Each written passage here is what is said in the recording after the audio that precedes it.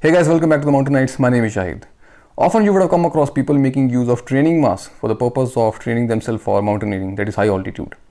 Now, I as a mountaineering instructor and a mountaineer remain quite unconvinced with the benefit people claim that training masks give. Because in order to train yourself for the mountaineering, you got to train yourself broadly for three main purposes. That is your physical stamina, endurance, your technical abilities, and your ability to acclimatize. Now, in order to acclimatize, you got to subject your body to low atmospheric pressure, less number of oxygen molecules. Now, training masks as such cannot simulate such conditions for you. So, the use of training masks for the purpose of mountaineering becomes quite questionable. Now, in order to discuss more about this, I shall be joined with my friend Jerry Botton, who is a skier, ski mountaineer, and an alpinist.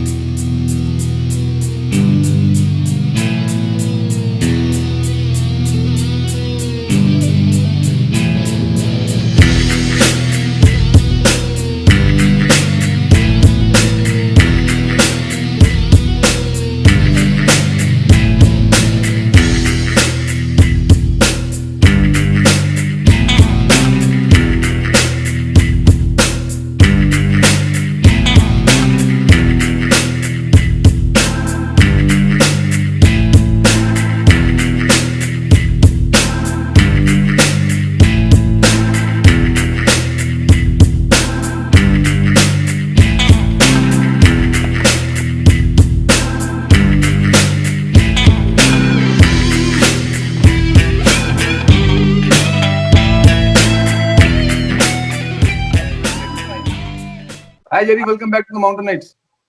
Hi Shahid, thanks for having me. Always a pleasure. Always our pleasure. Yeah.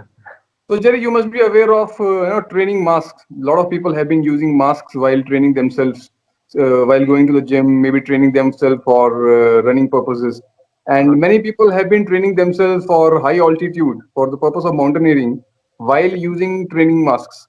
So they Yeah. put that mask on and they do their physical activity.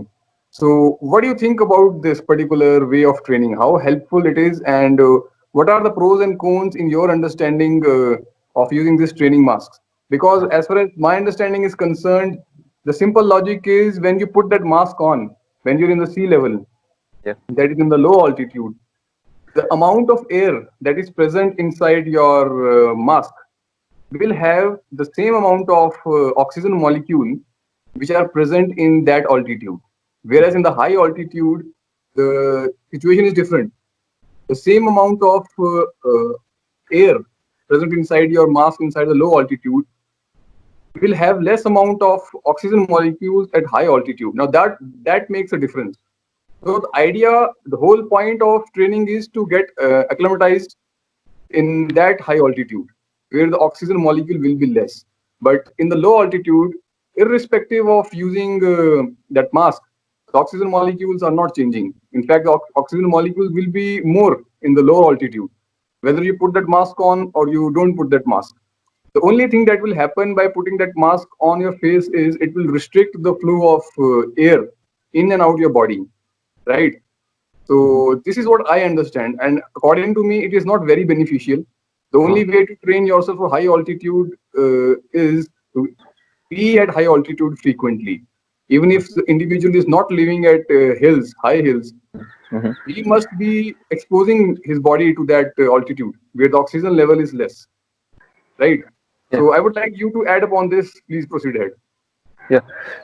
I think we both are in agreement here because you've covered most of the points very well. Uh, I think most people are not even aware how these things work. So they've seen someone, some athlete or some brand ambassador using one of these products, and they think it's cool. And maybe they think they look like Bane from the Dark Knight franchise. And actually, it doesn't even look cool. You look stupid, and you especially look stupid if you don't know how something works and you still use it. Yeah. Now, it's some people who have climbed Everest, have used this training method. They might be offended, but it begs for the question to be asked. If you say something works for you, you have to quantify it. How do you claim that it worked for you? give me some numbers or give me some facts.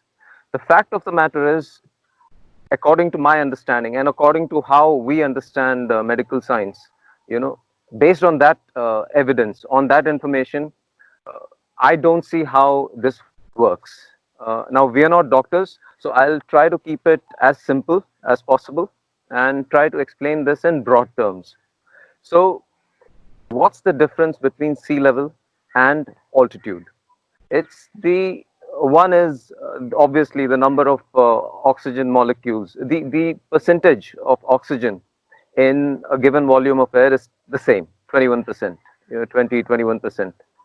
But the number of molecules, is a lot less at altitude. And as you, for example, at Everest Base Camp, uh, the air is, 50% rare.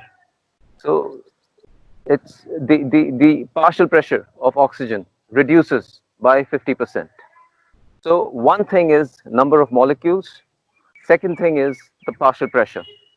Right. The whole idea of training towards an expedition is one, to build endurance, and two is to be better equipped to acclimate or acclimatize at altitude.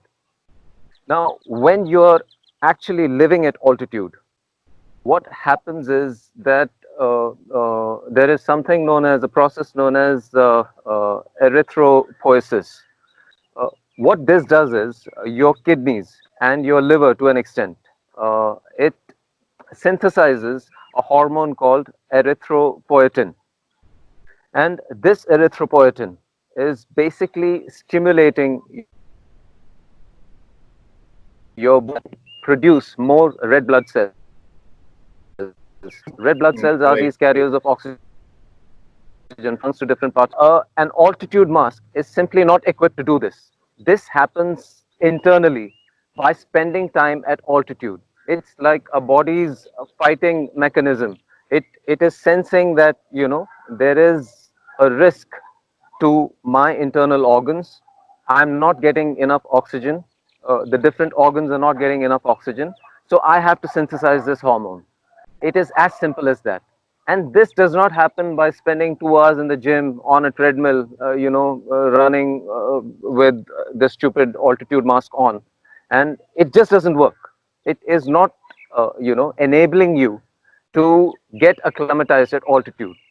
Right. Now, the counter argument could be that, okay, what about if someone spends enough time in an altitude tent? Because along these companies which market these altitude masks are also marketing these high altitude tents. Uh, you can rent these, you can buy these. Again, it does not work because you have to be in that zone 24/7. You cannot sleep in the tent for 5 hours and then go to work for 8 hours, go to the gym for 2 hours, and then come back to the tent. It just doesn't work like that.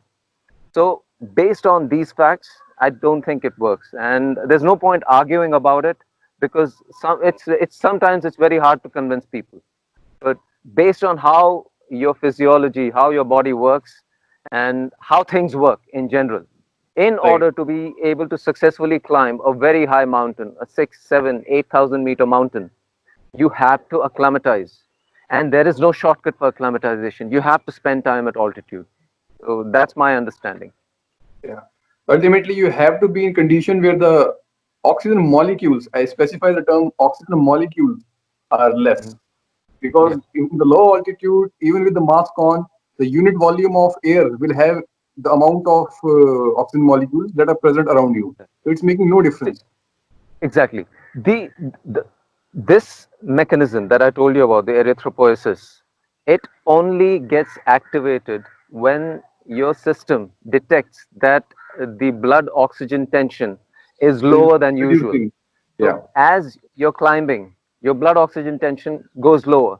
So Yeah. now the kidneys and to an extent liver, about 10% of erythropoietin is synthesized by the liver also. Yeah. So when your internals, your kidneys, they sense that the blood oxygen tension is decreasing, it Yeah. gets into a hyperdrive and starts generating these hormones. And Right. an altitude mask simply cannot simulate all of this. It cannot simulate a lower partial pressure at altitude. It cannot simulate a lower blood oxygen tension. It's just not equipped to do it. It's just a gimmicky accessory. People Yeah. think they look cool, and actually it's not even cool. And in fact, while using that mask, you are accumulating more amount of carbon dioxide inside your Exactly. mask, Yeah. Yeah. right?